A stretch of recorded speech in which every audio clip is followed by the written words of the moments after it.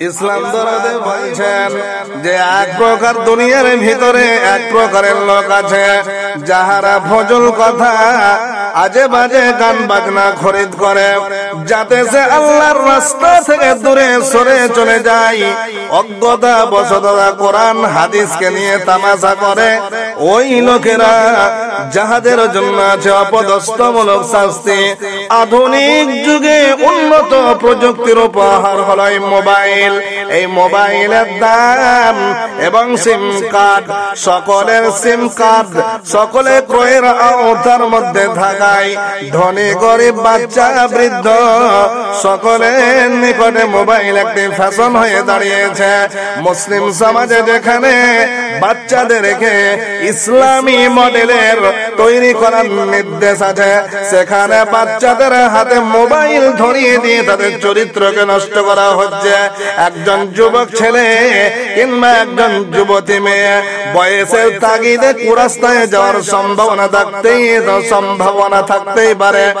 মানুষের যৌবন অবস্থা খুবই গুরুত্বপূর্ণ সময়, যাহাতে যৌবন অবস্থা সম্পর্কে কিয়ামতের দিন আল্লাহ পাক ধরবেন যে তুমি তোমার যৌবন অবস্থায় কোন কাজে কাটিয়েছ।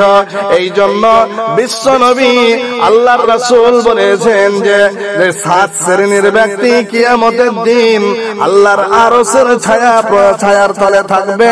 তার মধ্যে যে শাবুন নিসা ফি ইবাদাতিল্লাহ, যারা যৌবন কালটাকে আল্লাহর রাস্তায় কাটিয়েছে, সেই কিয়ামতের দিন আল্লাহর আরশের ছায়া পাবে। বন্ধুরে আমার, এই মোবাইলের মাধ্যমে কত রকমের মিথ্যা কথা বলা হচ্ছে। একজন যুবক ছেলে কিংবা যুবতী মেয়ে বয়সের তাগিদে রাস্তায় যাওয়ার সম্ভাবনা থাকতে পারে। মানুষের যৌবন অবস্থা খুবই গুরুত্বপূর্ণ সময়, যাহাতে যৌবন অবস্থা সম্পর্কে কিয়ামতের দিন আল্লাহ পাক জিজ্ঞেস করবেন যে তুমি তোমার যৌবন অবস্থা কি কাজে কাটিয়েছ। একজন হয়তো বহরমপুরে আছে, বলা হচ্ছে তুমি কে বলছো, তাকে হ্যালো হ্যালো বলা আছে তুমি কোথায় আছো, সে সাগর দিঘিতে আছে, অথচ সে বলছে বহরমপুরে আছি। মোবাইলের মাধ্যমে অহরহ মিথ্যা কথা বলা হচ্ছে, যেটা কোনো ধর্মগ্রন্থ সমর্থন করতে পারে না। এই মোবাইলের মাধ্যমে মুসলমানের ছেলেরা গান বাজনা ডাউনলোড করে গান শুনছে রাস্তাঘাটে, বেহায়া নির্লজ্জার মতো সাউন্ড জোরে দিয়ে গান বাজায়, বেহায়া নির্লজ্জার মতো সাউন্ড জোরে দিয়ে গান বাজায় এবং কানে হেডফোন শুনে গোপনেও গান শুনে, যাহা গানের পক্ষে মারাত্মক ক্ষতিকর। ইসলাম দরদি ভাই বন্ধুরা আমার, এইভাবে যুবক যুবতীরা নিজেদের মনসত্বকে নষ্ট করেছে, অথচ মোবাইলে বিভিন্ন কোরআন মাজিদের কেরাত, বিভিন্ন ওলামা ইকরামগণদের বক্তব্য লোড করা যায়। ইহা মোবাইলের দোষ নয়, আর মোবাইল কিন্তু হারাম নয়। হারাম পথে চালিয়ে অসৎ রাস্তায় চলে যাচ্ছে, যেটা বিবেকবান জ্ঞানবান চিন্তাশীল মানুষের কাছে কাম্য নয়। আজকে মোবাইল একটা ফ্যাশন হয়ে দাঁড়িয়েছে। এক একটা বাড়িতে, পরিবারের বাড়িতে 2-3 করে ফ্যাশন মোবাইল। বলছে বুড়ো সেও বলছে আমাকে মোবাইল লাগবে, আর যেগুলো ছোট বাচ্চা সেগুলো মোবাইল নিয়ে এখন ফ্যাশন হয়ে গেছে।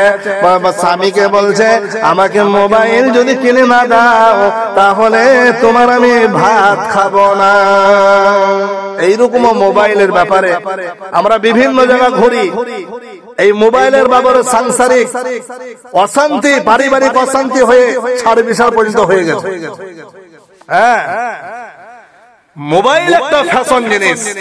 ভাই বন্ধুরে আমার, আরো অনেক কথা বলার আছে, তাই এখানে ভাইজান মাওলানা আব্দুল আজিম সাহেব, আমার দাদা হচ্ছেন, তিনি 500 টাকা দান করেছেন, আলহামদুলিল্লাহ। মাওলানা আব্দুল আজিম সাহেব গ্রামে বাড়ি, দিল 500 টাকা দান অতি তাড়াতাড়ি।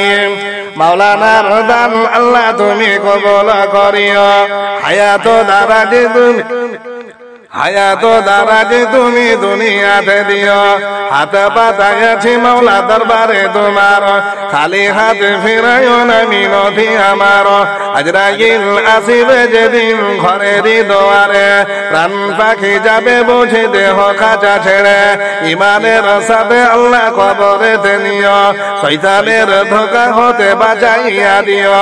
যতদিন রাখো মাওলা দুনিয়ার উপরে, ইমানে মানে তুমি রাখিয়া সবারে, কবর আযাব তুমি মাফ করো ঠাই, তোমার করুণা ছাড়া কোনো গতি নাই।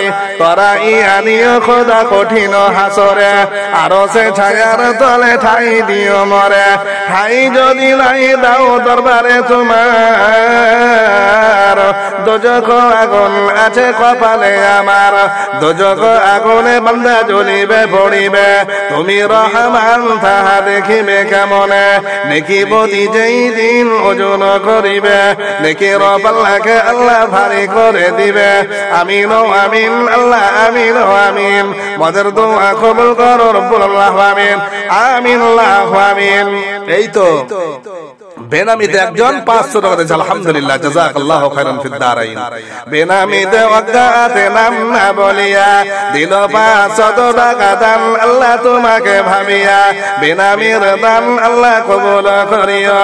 হায়াত দারাজ তুমি দুনিয়াতে দিও, ওগো আল্লাহ দয়াময় দয়া প্রকাশিয়া, এ দানের দান নাও গ্রহণ করিয়া।